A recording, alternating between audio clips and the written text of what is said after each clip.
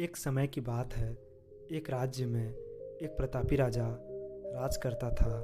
एक दिन उसके दरबार में एक विदेशी आगंतुक आया और उसने राजा को एक सुंदर पत्थर उपहार स्वरूप प्रदान किया।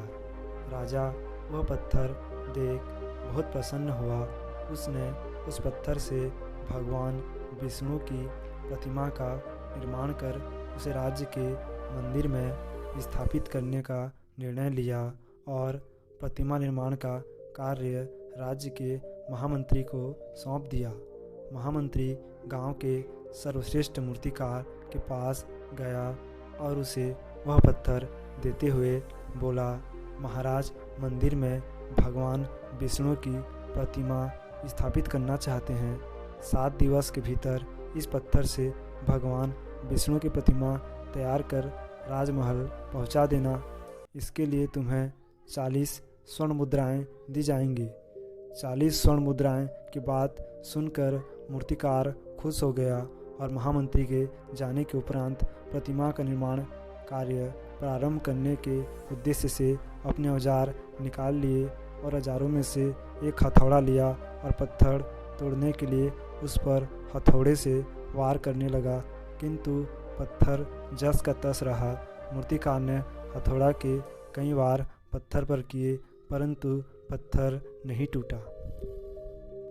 50 बार प्रयास करने के उपरांत मूर्तिकार ने अंतिम बार प्रयास करने के उद्देश्य से हथौड़ा उठाया, किंतु यह सोचकर हथौड़ा पर प्रहार करने के पूर्व ही उसने हाथ खींच लिया कि जब 50 बार वार करने से पत्थर नहीं टूटा तो अब क्या टूटेगा।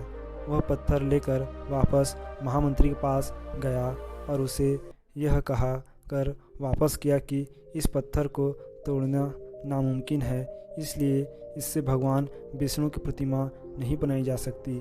महामंत्री को राजा का आदेश हर स्थिति में पूर्ण करना था, इसलिए उसने भगवान विष्णु की प्रतिमा निर्मित करने का कार्य गांव के एक साधारण से मूर्तिकार को सौंप दिया। पत्थर लेकर मूर्तिकार ने महामंत्री के सामने ही उस हथौड़े से प्रहार किया और वह पत्थर एक बार में ही टूट गया। पत्थर टूटने के बाद मूर्तिकार प्रतिमा बनाने में जुट गया।